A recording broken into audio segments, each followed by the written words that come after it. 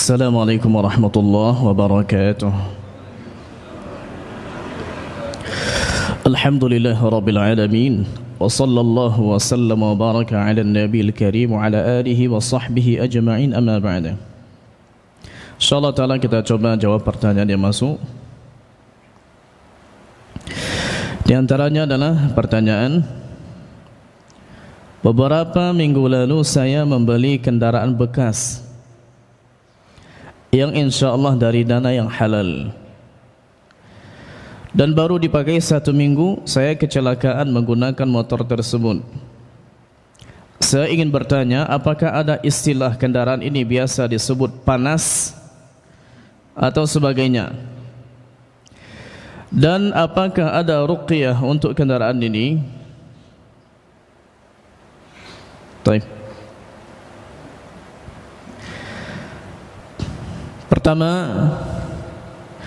secara umum apapun hal baru yang kita miliki, iya, dia mungkin tak baru tapi bagi kita baru, maka dianjurkan kita untuk membaca doa yang diajarkan dalam doa Nabi sallallahu alaihi wasallam, yaitu meminta kepada Allah Subhanahu wa taala, Allahumma inni as'aluka khairaha wa khaira ma jabaltahu 'alaiha. Kalau kendaraannya dulu dabbah seperti onta atau yang lain, dibaca doa ini, Allahumma inni as'aluka khairaha wa khaira ma jabaltahu 'alaiha wa a'udzubika min syarriha wa syarri ma jabaltahu 'alaiha. Ya Allah, sesungguhnya aku meminta kepadamu kebaikannya dan kebaikan yang ditakdirkan atasnya, dan aku berlindung kepadamu dari keburukannya dan keburukan yang ditakdirkan atasnya. Hadis ini ada di Sunan Nabi Daud, Ibnu Majah, Nasa'i dan yang lain. Ketika seseorang membeli kendaraan atau membeli budak atau mendapatkan pengantin baru, maka dia pegang ubun-ubunnya dan dia ucapkan kalimat ini. Termasuk kalau kendaraan berarti dipegang bagian depannya, motor contohnya dipegang bagian depannya dan diucapkan kalimat ini. Tujuannya apa? Tujuannya agar Allah Subhanahu wa taala betul memberkahinya sehingga kebaikannya kita rasakan. Kemudian yang kedua, kita berdoa kepada Allah Subhanahu wa taala untuk tidak dikenai penyakit ain. Dia terkadang begitu.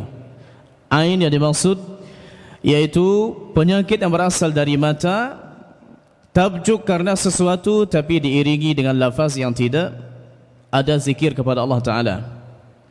Kenapa ketika Ashabul Kahfi di surat Al-Kahfi disebutkan walaula iz dakhalta jannataka qulta ma syaa Allah. Kenapa engkau tatkala akan memasuki kebunmu, kenapa engkau tidak ucapkan ma syaa Allah la quwata illa billah?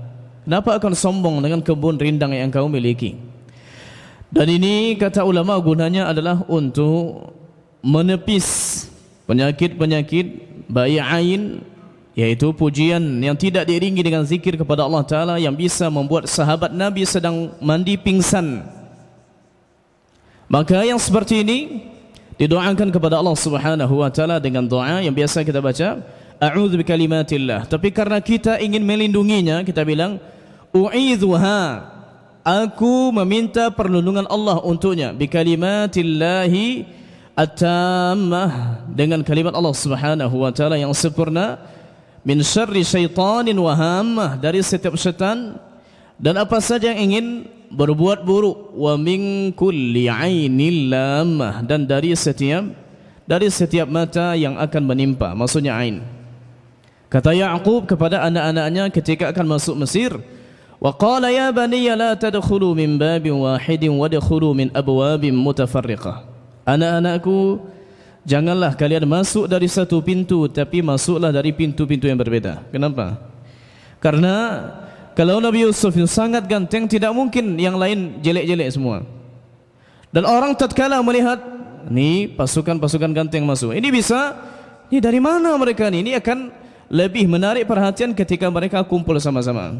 Nah, ini di antara alasannya mencoba untuk menghindari itu. Maka jika yang dimaksud ruqyah untuk kendaraan, memang dari awal pencegahan kita ucapkan doa ini. Apapun yang dibeli baru, HP baru, apapun yang baru, maka kita bilang Allahumma inni as'aluka khairaha atau khairahu. Kalau ternyata dalam bahasa Arab dia dihukum muzakkar, Allahumma inni as'aluka khairaha wa khaira ma jabaltahu 'alaiha wa a'udzubika min syarriha wa syarri ma jabaltahu 'alaiha. Begini untuk semua yang baru. Kemudian yang tadi berdoa agar Allah Subhanahu wa taala melindungi dari penyakit ain. Ain ini mungkin datang dari kawan paling akrab kita. Kita dapat yang baru lalu dia puji dengan pujian yang lupa mengiringinya atau lupa membubuhkan zikir kepada Allah taala pada pujian-pujian tersebut. Maka ini dilakukan. Kemudian adapun tadi ada istilah panas atau sebagainya. Jika yang dimaksud dengan istilah panas adalah dia motor baru lalu dipanaskan mesinnya, oke, tak masalah. Tapi bukan ini kan yang dimaksud. Yang dimaksud dengan istilah panas adalah karena dia masih baru, maka berkemungkinan untuk membahayakan kita. Ini tidak.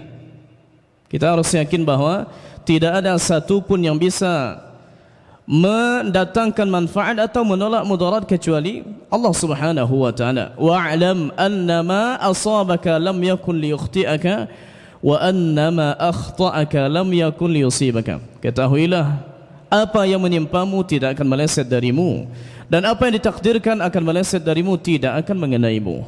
Berarti keluar dari rumah kita juga baca Bismillahi tawakkaltu ala Allah la hawla wa la quwata illa billah.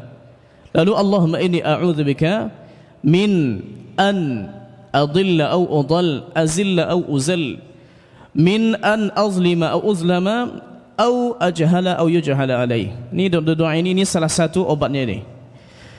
Kita bertawakal kepada Allah Ta'ala, lalu dilanjutkan dengan doa, Ya Allah, sesungguhnya aku berlindung kepadamu agar aku tidak tersesat atau disesatkan, agar aku tidak tergelincir atau digelincirkan. Ini dia. Atau aku tidak menzalimi atau dizalimi. Andai contohnya ada orang mungkin berniat di lunggannya bawi gitu, ya kan? Atau contohnya dia macam-macam. Dengan doa ini insyaallah taala Allah Subhanahu wa taala lindungi. Au ajhala au yujhala alai, atau aku berbuat bodoh atau dibodohi oleh orang.